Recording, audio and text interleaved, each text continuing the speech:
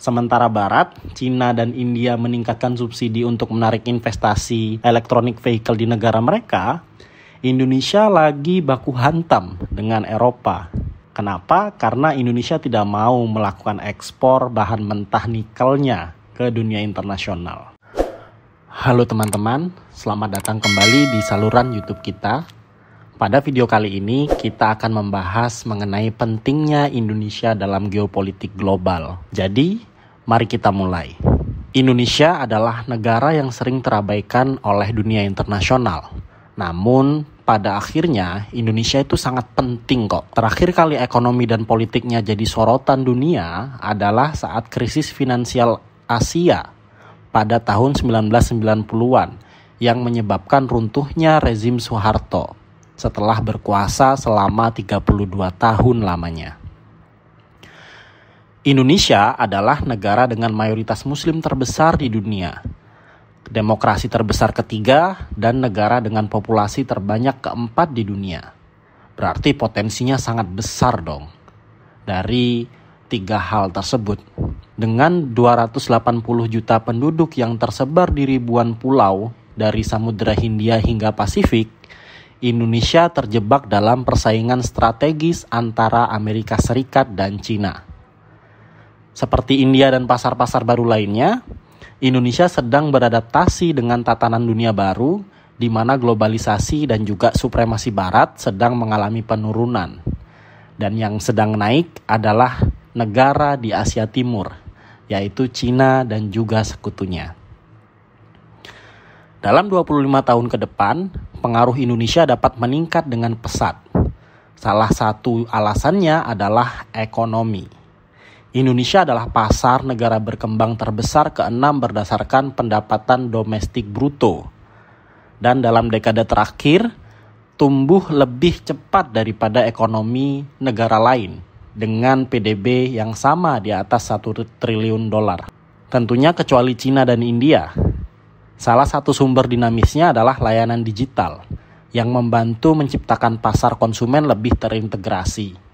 Dengan lebih dari 100 juta orang menghabiskan kolektif sekitar 80 miliar dolar setiap tahunnya untuk berbagai layanan mulai dari pembiayaan elektronik hingga aplikasi pengiriman truck on demand. Katalis lain bagi potensi pertumbuhan ekonomi Indonesia adalah sumber daya alam yang spesifik untuk negara ini. Contohnya adalah nikel. Nikel di Indonesia itu 1/5 cadangan nikel global. Makanya ini dijaga benar-benar oleh pemerintah. Karena apa? Karena digunakan sebagai bahan baku baterai. Indonesia bisa menjadi mata rantai vital yang utama dalam pasokan kendaraan listrik. Sementara Barat, Cina dan India meningkatkan subsidi untuk menarik investasi electronic vehicle di negara mereka, Indonesia lagi baku hantam dengan Eropa. Kenapa? Karena Indonesia tidak mau melakukan ekspor bahan mentah nikelnya ke dunia internasional. Jadi, kalau disamakan dengan Arab Saudi yang memiliki minyak banyak itu, Indonesia menerapkan kebijakan downstreaming dengan melarang ekspor bahan baku mentah nikel agar bisa memaksa perusahaan luar negeri membangun pabrik di Indonesia dan mengembangkan market domestik Indonesia sendiri, tentunya untuk masyarakatnya sendiri. Meskipun kebijakan ini banyak dikritik oleh para ahli, tapi sebenarnya tujuannya baik. Kebijakan ini hingga saat ini telah berhasil mengamankan investasi sekitar 20 miliar dolar. Bayangkan, kalau di ekspor mentah saja tidak ada added value, tidak ada nilai tambahan yang bisa membuat harganya lebih tinggi.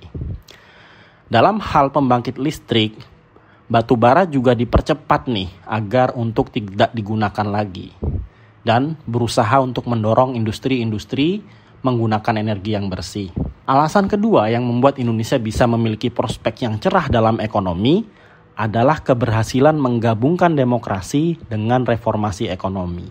Yang berjalan saat ini adalah narasi pluralistik dengan pengembangan dan menekankan kompromi harmoni sosial.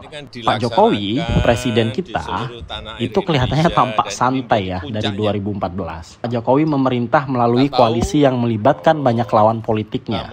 Pak Prabowo masuk ke kabinet dan lain sebagainya. Di dunia, 3,3 juta hektar hutan mangrove kita, terbesar di dunia. Mungkin Anda pikir bahwa strategi ini strategi bagi-bagi kue dan juga akan berdampak buruk karena tidak akan banyak kebijakan Bapak Jokowi yang akan disupport oleh lawan politiknya tentunya. Dengan kata lain, maka tingkat kompromi kebijakan yang diambil itu rendah. Namun nyatanya tidak seperti itu. Keuangan publik dikelola dengan ketat, peningkatan bertahap mencakup pembangunan infrastruktur baru, perbaikan perusahaan negara, dan beberapa modernisasi dalam pendidikan juga undang-undang ketenagakerjaan. Jadi tidak bisa dibilang bahwa kompromi dalam pemerintahan ini jelek. Makanya menghasilkan yang namanya harmoni sosial. Alasan terakhir mengapa Indonesia berpengaruh sekali dalam geopolitik adalah letak, ukuran, dan sumber daya alamnya. Instrumen tersebut seolah menjadikan Indonesia memiliki panggung teaternya sendiri yang itu begitu penting dalam persaingan antara negara-negara besar seperti Amerika juga dan Cina. Dengan mempertahankan tradisi non-afiliasi, berarti tidak memihak siapapun sejak 1950-an, Indonesia ingin tetap netral atau setidaknya dibilang netral. Negara ini mencari modal dari kedua sisi perpecahan global dan menjadi tempat di mana perusahaan digital dan investor Cina serta Amerika Serikat bersaing langsung dalam negeri di Indonesia. Itulah beberapa hal yang membuat Indonesia semakin berperan penting dalam geopolitik global. Dengan ekonomi yang kuat, kombinasi demokrasi dan reformasi, serta peran geopolitiknya yang sangat strategis, Indonesia memiliki potensi untuk mempengaruhi dunia di masa depan. Apakah Indonesia akan menghadapi tantangan-tantangan dan melampaui harapannya? Kita akan lihat bersama dong sebagai generasi muda dan sebagai orang Indonesia. Terima kasih telah menonton video ini. Jangan lupa untuk memberikan like, komen, dan subscribe. Sampai jumpa di video selanjutnya. Terima kasih.